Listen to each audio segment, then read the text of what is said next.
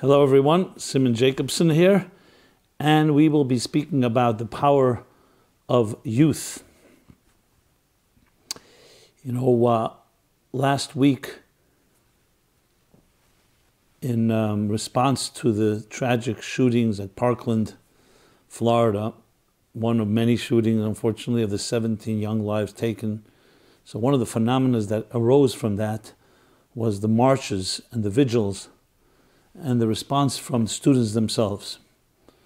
And literally, close to 1 million students, from kindergartners to high school, went out into the streets protesting violence in their schools and to do something about it. Whether you agree or don't agree with the different methods that people are proposing, some are politicizing it, some say the students are being used, but you can't deny the fact, and we can't ignore the fact, and even the touching reality, when students themselves stand up and talk about their experiences.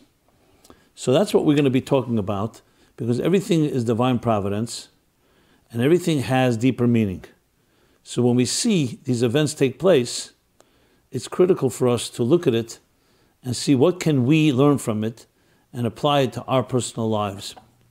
And hence, this class is being called, I'm just pulling up the exact title, please bear with me.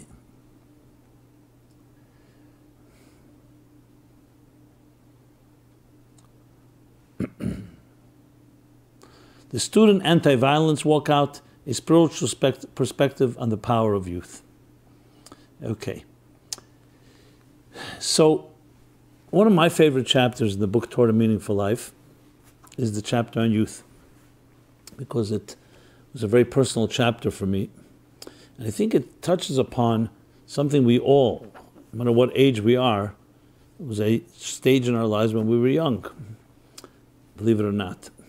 And young means the youthful energy, the idealism, the fearlessness. And, the entire future was ahead of us. It is, the way I described in the book, based on teachings, mystical teachings, Hasidic teachings. It is a time of tremendous amount of energy. But one of the interesting ironies of life is that energy at that point, because it doesn't have the direction, guidance, and the maturity and seasoning of an adult, is like scattered energy. It goes everywhere. Imagine if it'd be able to be harnessed and directed like laser beam energy. We know what a laser can do. And that's the irony. As we get older and become more seasoned and more focused, we start losing that vigor and that energy and that vitality of youth. So the question is, what exactly is this power? And how can we learn from it? How can we use it to help harness and direct young people's energy toward tremendous goals instead of mediocre ones? And overall, what does it teach us about the human condition, especially in our challenging times? From a perspective of the mystical, spiritual perspective, I would call the psycho-spiritual perspective, bear in mind that all the stages in life are not just random stages. From the moment we are conceived, and through all the 9 months of pregnancy, and then the young years, the young formative years as we emerge into this world and grow, to the stages of adolescence, puberty and adolescence, and leading into our young teens and older teens, and then finally our young adults, and then adults and older adults, are all part of a very fascinating, I would even call it evolution, a fascinating progression of growth, but also one that accumulates and we can build upon each other. The sad thing is that most of us don't have any inkling of what these stages are about, and therefore most of it is squandered, to be honest.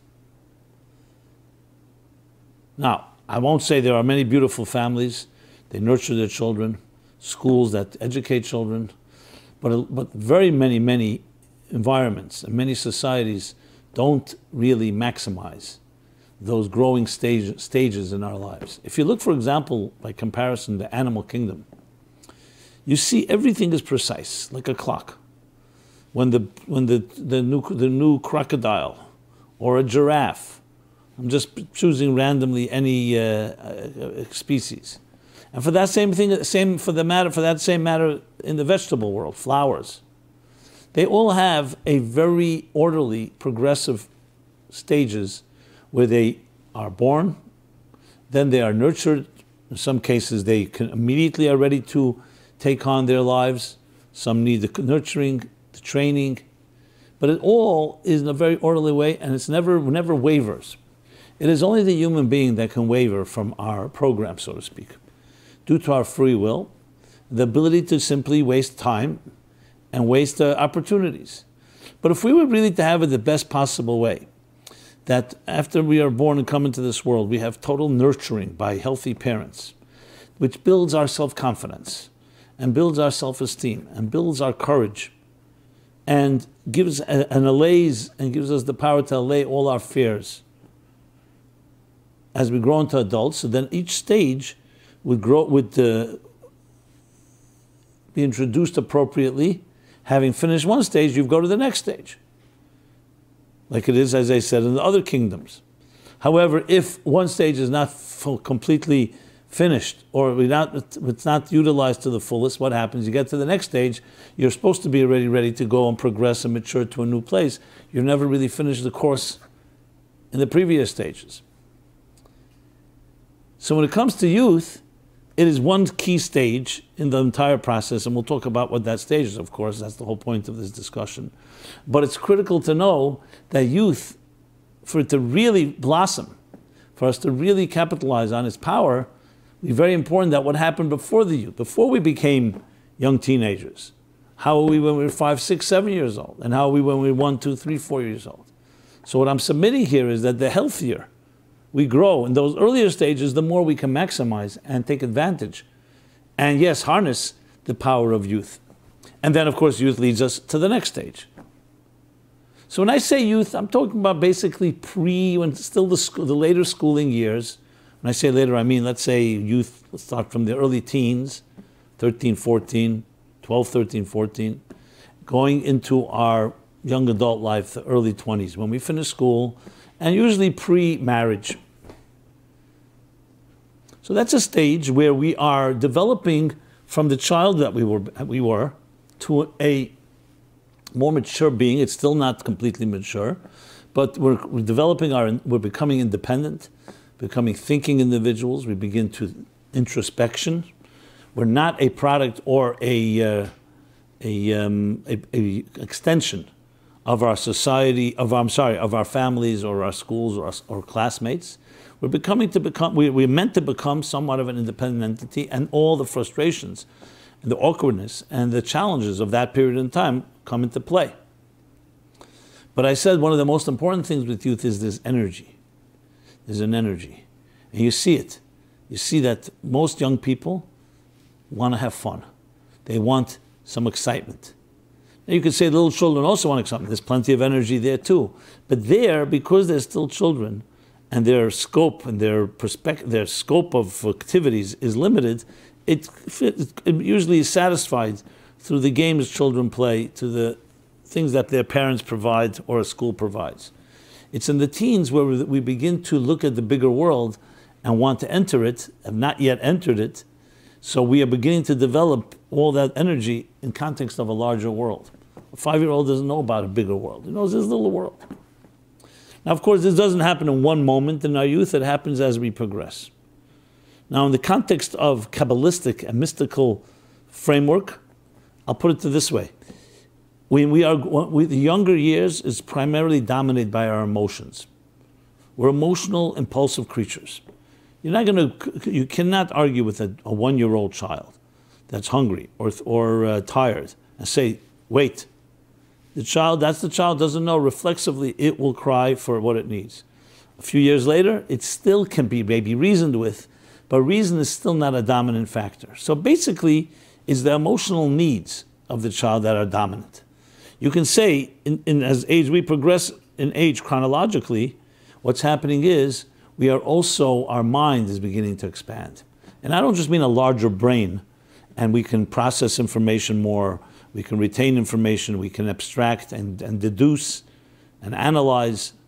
In other words, our analytical part, but there's another part of it, that the brain becomes a force in our lives, where reason, reflection, review becomes something that becomes more important as we grow.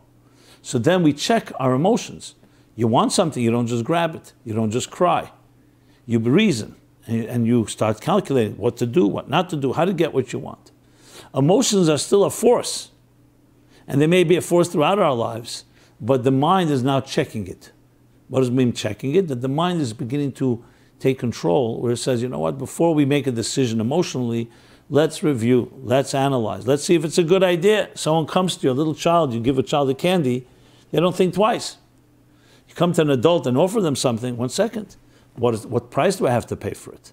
Is this healthy for me? Is it not? This doesn't mean we won't succumb to some seduction or something that will seduce our senses. But we have the capacity now to reflect and counter anything that comes our way, make a determined and informed decision whether this emotional reaction is appropriate or not appropriate at this moment. And as we grow, that reason becomes more dominant and more dominant. Unfortunately, for many reasons, including the ones I mentioned before, that many of the earlier stages are aborted before we complete them, and for other factors, sometimes only thing that really changes as we grow chronologically is that we have the capacity to control our emotions. So you're not going to have a tantrum in the street and start kicking and screaming, even though some people do that even as adults. But we would expect that you wouldn't do that for etiquette, for pride, for your own your own vanity. But emotionally, you can still be the child that is insulted easily, thin-skinned, full of fear, and so on. But that's due to the fact that it wasn't fully developed. So we've grown intellectually where we are smarter people. We can build businesses. But have you grown with an emotional intelligence that's guided by cognitive intelligence? Not necessarily. But that is what's meant to be. However, in the stage of youth, you're really in a middle stage. It's a middle point. The emotions are now more at bay, meaning you can harness them more, and that's why we're able to have more decent and mature and mutual relationships. At the same time, the mind is not yet completely developed, so there's still a free abandon. You know, if you look at all the insurance rates go down after 25 years old for cars, because they say clearly, all tests, that the brain has not fully developed till around 25. So there's still a recklessness, there's an abandon, which has, as we'll discuss, a positive side, but it also has a negative side. An irresponsibility still exists. So you can see, if you study the young person compared, let's say someone in their teens, a 15-year-old compared to a 10-year-old, you see this distinction. You can reason with a 15-year-old. They may still be very passionate about many things, but there is already reason becoming a factor. If it's maximized, it will be the key to harnessing those energies of a young person. If not, those energies will be very powerful, but they'll go in all different directions and sometimes even self-destructive outlets. So this stage, so basically you can say, as a human being, a soul, a spirit, is filled with unbelievable amounts and tremendous reservoirs of energy. That energy is expressed through cognitive faculties, which is reason, deduction, analysis, and so on, and emotional. Now you can say the emotions are even more powerful than the reason, but reason guiding the emotions is the key.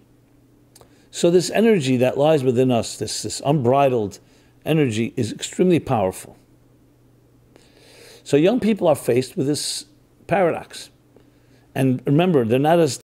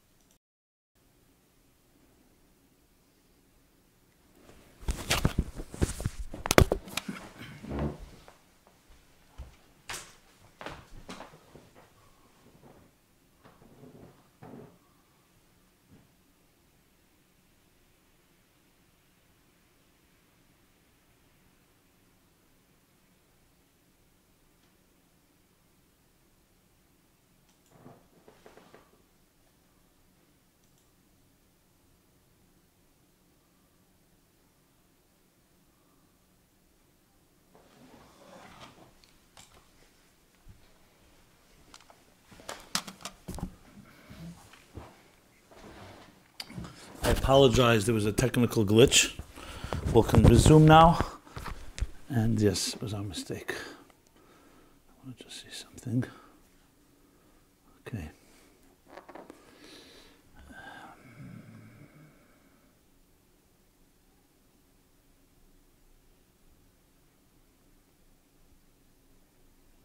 Let us continue where we left off about youth. And that is, make sure everything's working right. Okay.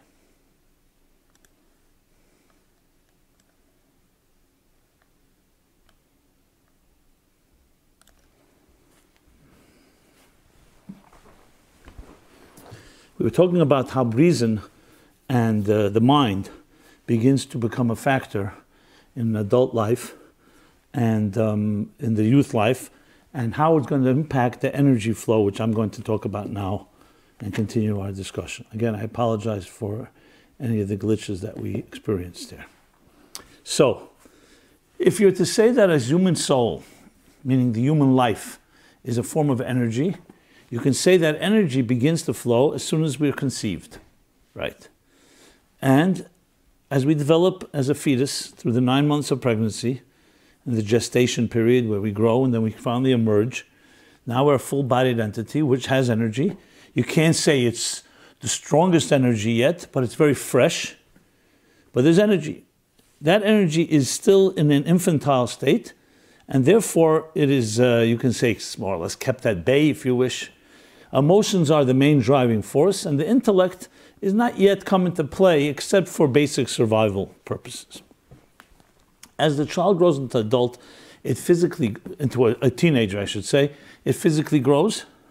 Its intellect is growing, and therefore it's having more reflective and more ability to focus, more ability to concentrate, to be responsible behavior, which comes from a mind that is keeping at bay the unchecked emotions. And as we know, in youth, probably late youth, late teens years is probably the highest level of energy that we have. You see in sports, for example, the athletes at their prime, a tennis player at the prime, early 20s, late teens. And the energy flow is tremendous, both physically as well as as emotionally, and basically the energy that a person exudes. As we grow a little older, as we grow older, what happens next is the seasoning comes into place, so we become more experienced. That's why we can be much more productive. But where's the real energy flow is that stage where we mature, and literally, I would say mid-20s, early 20s is when you are at your peak. What will happen after that is, as I said, maturity and experience that will harness and direct. But the emotions, but the energy flow will become weaker. Very mildly, so let's not get depressed. And over the years, it will slowly wane. Even though experience can compensate for for the energy, because you simply know the way to do things, and you're wiser in using your resources, and you're more intuitive and more shrewd and so on. But if you talk about pure energy coming from the furnace of the soul, a young person is full of energy. And that's why you see young people can create so much havoc. And that's why you find the rebellious spirit in young people. Now, many people would have it that this energy is can be destructive. Look what happened in the 60s, so much critique. Young people defying the system, breaking rules, undermining established rules. And the truth is, however, that's a big mistake. And this is what I write about in the book, Youth, what I heard from my great teacher when I was a young man, and this was an epiphany for me. And when he made those statements, and as I said, it's captured in Toward a Meaningful Life in the chapter on youth, where he made the statement that if the adults can't understand, can't help young people, they should get out of the way. But if they could, they have to learn how to appreciate that this unbridled, yes, even undisciplined energy in a young person is like fire. It's fire of the soul. And fire can change worlds. It could also consume worlds. And the key is to help guide and harness that fire, that energy, to create a spiritual revolution. And you see today in technology, look who youth are the ones rising. Are the ones that are changing so many things. They think out of the box. They're not encumbered by preconceived notions. So their weakness is their strength. The fact that they're not defined by existing social mores and rules is what allows them to achieve things that no one has ever achieved before. And yet there's the other side, which is, as I said, unbridled, undisciplined, and can go in many directions and can also be very destructive. But that's the key, is to understanding that energy. So when you look out and you see young people marching in the streets, and whether they're guided or misguided or someone's manipulating them is not the issue here. And just as we saw a few years ago with the Arab Spring, young people have tremendous power. But you know what? In a corrupt society, many of these young people will also be used and abused and exploited. But if you talk about a pure intention, someone can come with young people like this, you can change worlds. You can move worlds. Because the energy is so tremendous. So when you see young people, the first thing you have to ask yourself is, where's all this energy going to? And you start seeing it's going to such nonsense, to temporary pleasures, instead of being harnessed to something that can literally create and change, move worlds. That's when you realize that we have in a society that is really directionless. And I say this with optimism and with hope, because I think if we put our minds together, you can realize and access that energy. So going back to the analogy of laser energy, or fire. Fire, we can't live without fire, without warmth. But fire, unchecked, can destroy, can consume. No fire at all, we lose we lose the warmth of life. We lose the marrow, the very fabric, the very life force that gives life what means life. So you need to have the perfect balance. So when you look at youth, your own children, or friends, or you yourself in that place, you are a tremendous power of energy. And if you've not yet been jaded by the world and distorted and corrupted, which will happen, unfortunately, unless you check it, so you have all this energy that can really be directed towards tremendous goals. Imagine if you could take the energy of young people and turn it toward humanitarian efforts, toward moral causes, toward helping people, toward fighting injustice, and yes, toward fighting violence in schools, but guided not by political agendas, and not guided by money, and not guided by anyone with strings attached. How much could you achieve? Everything. Which explains why so many of the foundational systems are so much built on children and our youth. You don't have the youth, you don't have a future. So this is the key theme that I want to address, which is harnessing this power of youth. Now the interesting thing is, we all still remain young, forever young in our spirit, if we allow it to be. I share a story in Torah Meaning for Life of a rabbi was sitting with a Farbrengen, he was together with his students, and it was a very inspiring moment. So they ran out of refreshments, cake and l'chaim and saying, so nobody wanted to leave because it was so special. And finally the Rebbe himself, seeing that the table was empty, gets up and everyone says, where are you going? Where are you going? We'll go. He says, no, I'm just going outside the door to tell a child to bring some cake and some refreshments so we can continue our communion. Well, he walks out the door and he does not return so quickly, so they realize he went himself. When he came back, they said they were so embarrassed. They said, Rebbe, why did you go? He says, look, I saw all you adults sitting here and saw that nobody's moving. So they said, so why did you say there was a child? He says, yes, I always have a little child waiting, my inner child waiting right outside the door. That in times of need, when everybody is so calculated and so into themselves, I go to my child and I let my child go and bring them the cake or whatever needs to be done without all the airs and pomposity and pompousness and all the other stuff that sometimes adults suffer from. So we all have, some coined it as the inner child. We'll call it the inner teenager, the inner youth. A youthful energy, which is the energy of the soul. What happens is, however, a soul is inside of a body. And as the body ages, the soul is trapped inside this box. The box is aging.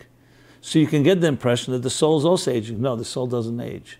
The soul gets younger, actually. Experience gets younger, doesn't get older. Like a good wine, like a good vintage. So, but unfortunately, it all comes down to what you choose. If you choose to live a body-like life, then you become subject to the body's aging, erosion, and the body's deterioration. If you live a soul-centric life, so we'll call it a body-centric or soul-centric life. If you live a soul-centric life, the soul is energy. Energy does not wane. Energy, the containers that the energy is in may get wear down, but the energy does not wane. The energy is always there, but you need to do something to access it. That means you need to connect to that young part. And the way to connect is to connect to the revolutionary spirit that each of us has. Because the soul is exactly that. It's a revolutionary, pioneering spirit that is ready to change worlds and has the capacity to do so. And with the seasoning of an adult mind and collaboration with others, we can do tremendous things. But you need that focus. You need the focus. It's so easy to get distracted. I speak many times to young people. I love speaking with young people. It brings my own youth back to me, because I feel like I'm just a 70-year-old, just with a few more years of experience. And speaking to them, I always think in terms, how do you inspire them, ignite that fire? So I was talking to, I remember, let me step back a moment. I remember a young group, I forgot what they were called, they were all working for a broadcasting company, a film company, maybe not Paradise Films, Redemption Films. I don't remember the exact name, something like that. But something very intriguing. They came and interviewed me. They were writing a story about hope, how about people going through difficult times in life find hope, find the light, find growth, and so on. And they came, they interviewed me. Fine. Then I find out, who are these people? It's a bunch of young men and women. Were there some women? There was only men, I don't remember. And the producer, meaning the person who's headed it, they were all they're all kids that had difficult childhoods. Teens at risk. Some were thrown out of their homes. Some had no homes, abandoned. Very difficult, painful lives. And this, like rehab, the guy that was leading it decided, you know what, let's do a project together. Let's not just fight our demons. Let's do a project together. So he opened up this broadcasting, this film company, and they're doing a film. The film was about one of those people, one of the young people who hadn't seen his father in years. The film concludes with a meeting and reunion. And I saw something, besides that the film is so moving, I saw what you can do when you harness power. Now they had a lot of energy, but it was negative energy, grief, a lot of anger, bitterness, resentment, and maybe even justified, because they lived very difficult lives, parents that threw them out, parents that didn't care. But I saw the power that when you take that, this one became a choreographer, this one was a great videographer, this one was a writer, this one designed, and he built a team. And I saw their focus was so tremendous, and it was obvious to me why, because they had gone through pain. And they were doing this literally as their own redemption, their own personal redemption. That's why I think it was redemption films. So we all have the possibility to do so, whether you have gone an easy life or you have a harder life, because it's all energy. Remember, negative energy is also energy. It's just going in the wrong direction. It's going inward and it's imploding when you really want to direct it to something. Energy is energy. You have a lot of anger, you have a lot of energy. You have a lot of resentment, there's a lot of energy. However, you have to redirect that energy toward productive goals. So let's go back to the young people. Whatever you've grown up with, no matter what came before, we obviously, as I mentioned before, there's earlier stages that if they're done right, our youth will be maximized. But even if they're not done right, the youth is a stage where one of the greatest gifts you can have is finding a mentor, finding someone, or like an incubator, finding common kindred spirits who have common interests. Yes, hooking up with projects, whether you like music, whether it's art, whether it's film.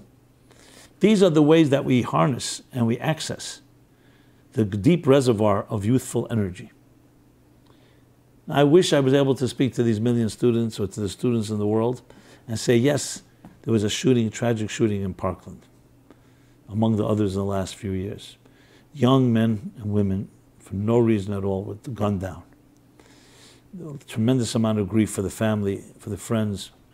Now let's take all that energy and turn it into a positive revolution in life.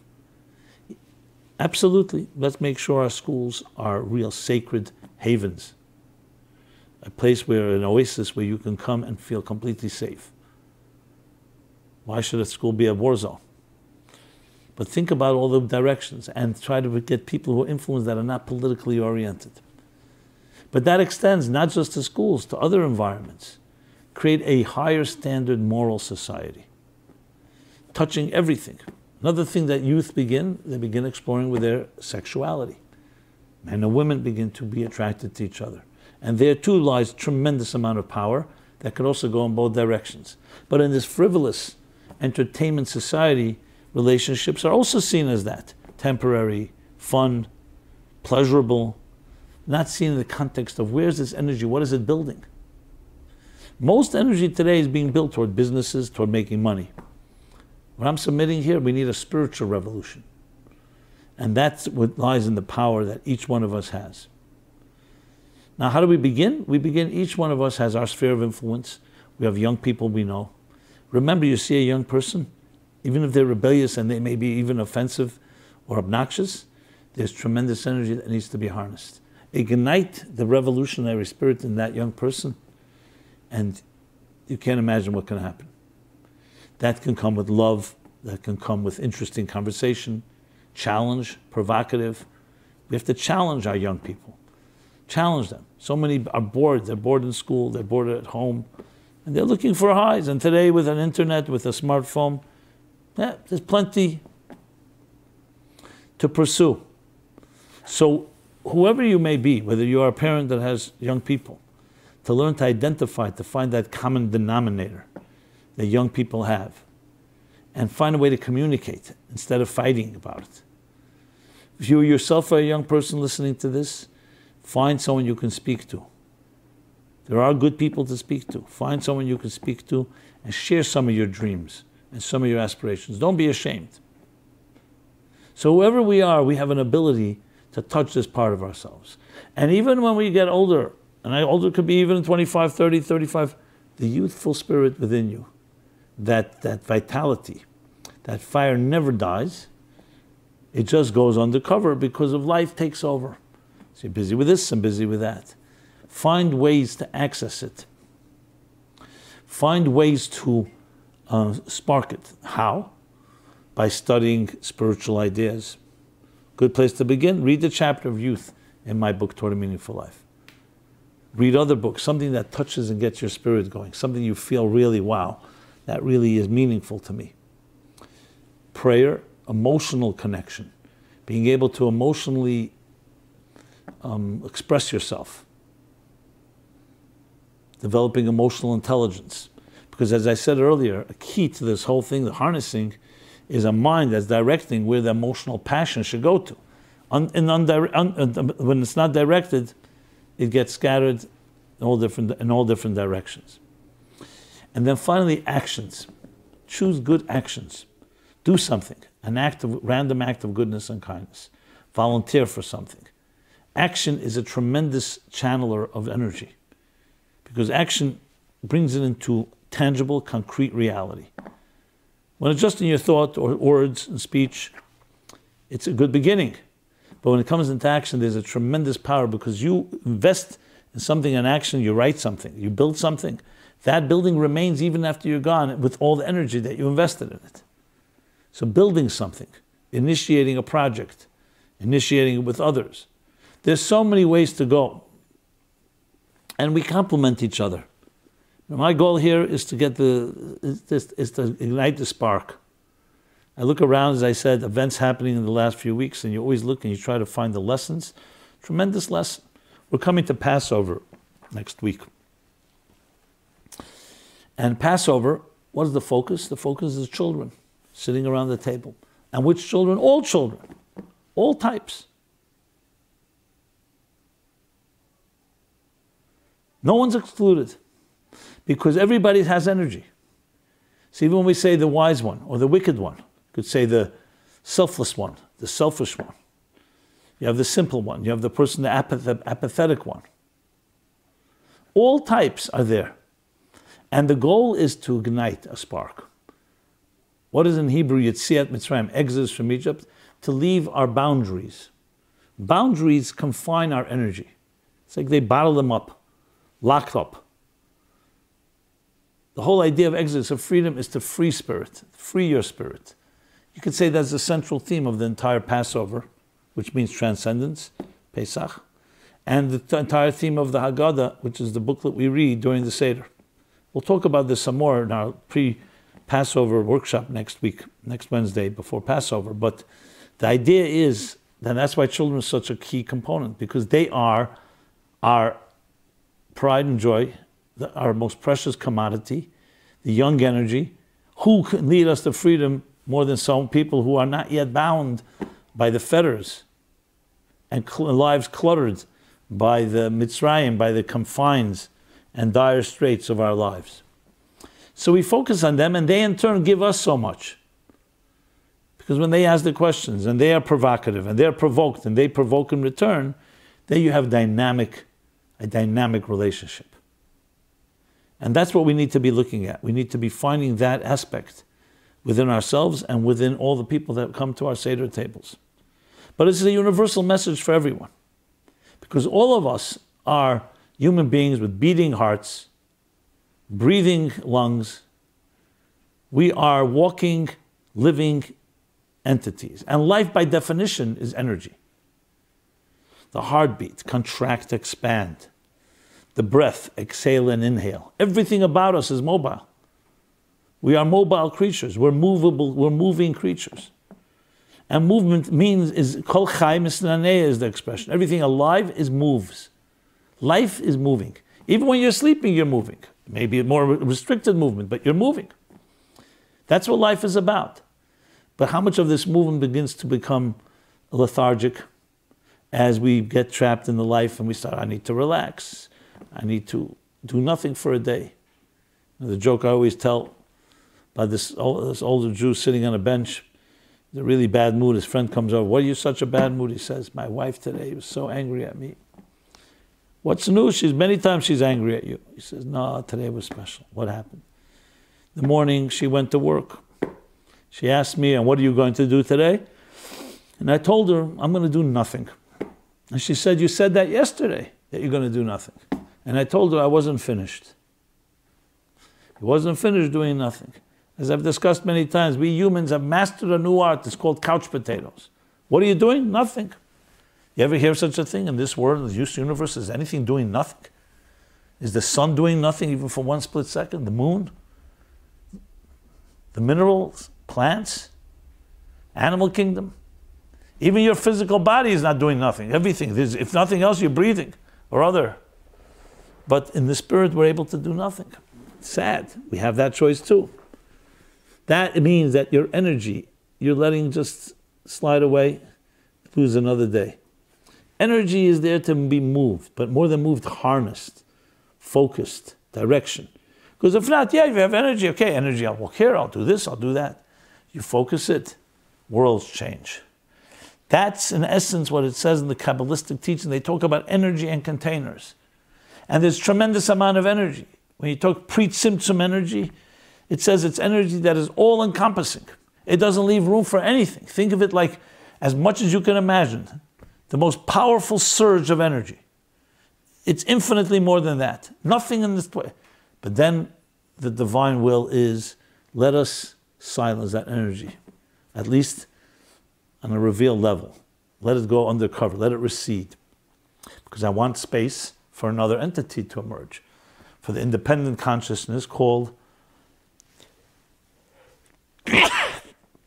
excuse me, the human race, the human being. Okay, so this energy is kept at bay. And a type of, you could say a black space, a black hole is created, leaving space for each one of us. But in that space comes, the Kabbalists explain, the Arizal specifically, a thin ray of light, a kavachut, a line, a thread of light. That light is concentrated, it's called the kav. It has all the energy from before the tzimtzum, pre-tzimtzum, But now it's in a thin ray, so it can weave a world. Think of it like spoon feed. But it's all hidden in this thin ray of light, all that power. But it is up to us now to reveal it. Think of a teacher, infinite brilliance. But for a student to appear and emerge, this teacher has to withhold transmitting all his brilliance. So what does he do? He silences himself, and then he starts spoon feeding, slow flow. One A, B, C, D. Letters make words, words make sentences, sentences turn into paragraphs, paragraphs into chapters, chapters into books, books into volumes, into series, all of knowledge, all coming through that initial just flow. But as that flow goes, now it's commensurate to the containers of the recipient, and the containers begin to expand. As they expand, more energy enters into. This is the story of our lives. As I mentioned, we're born. When we're born, the energy is very narrow flow. But then it expands. Our minds expand. Our horizons expand. As we turn into teenagers, the energy begins to become boiling point. The hormones start working and the energy starts going, but it needs harnessing.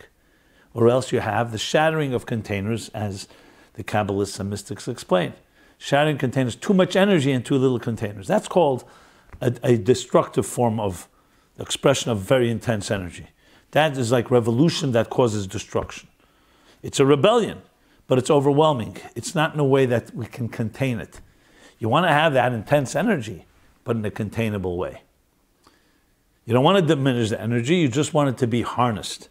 And that comes, the next step, which after the world of Toyu, which is the world of the shattering, is the repair, what we call tikkun olam, tikkun, repair. And what are we repairing? We're repairing the energy in order to make it commensurate, to make it tailored, customized in the containers. This is what we are intended to do. So there's tremendous energy, but it needs to be channeled. And when we channel it and expands, we ultimately can get back to, you know what? To the pre-Tzimtzum energy even. Because it all originated from there. But if it was just left unchecked, if it was left just flowing, it would destroy, it would overwhelm everything. Think of a dam. You need a dam to control the flow of the water. But then as the water flows through and it can irrigate, then once you're able to manage that, you can broaden the channels until you can connect to the source itself. So this, my friends, is the story in more mystical terms, and how it translates in our lives is that youthful energy that always remains, but it becomes more concealed. And we have to constantly look at the balance, finding the strong energy, but finding ways to contain it. Finding that tension, but then the resolution. And the more we're able to do that, the more balance we find in our lives. So, in the final analysis of this discussion, youthful energy, tremendous amount of energy. You look today, you see the news, think of that. Think of it in our own children. Think of it in the people we know. Think of it in ourselves. And when you're able to harness that, you can create tremendous power. That power can be directed in so many positive ways.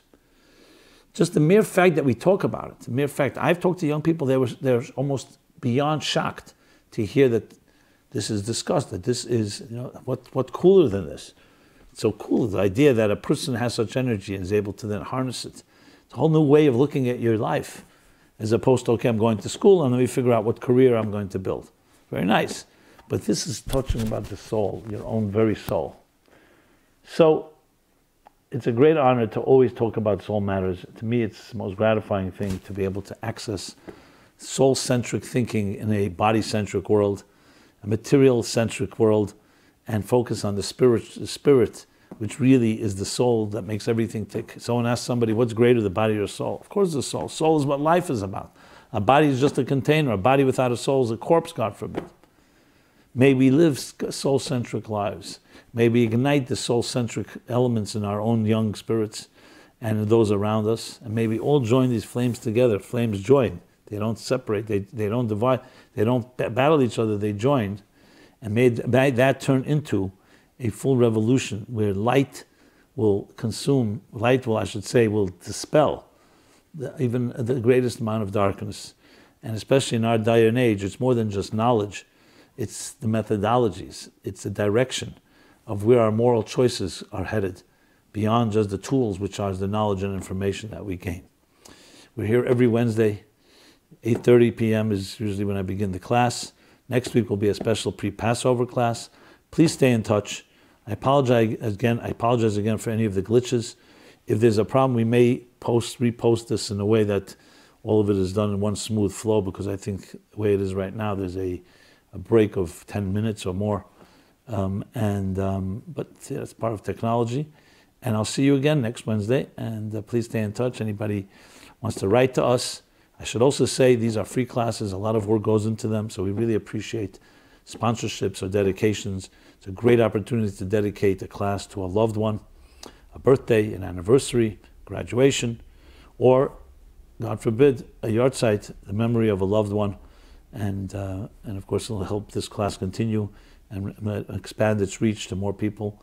We try to use all the channels here. I think the Facebook, something may have not worked, but the YouTube is working. And thank God we will be again together next Wednesday. And everyone have a very blessed and beautiful week.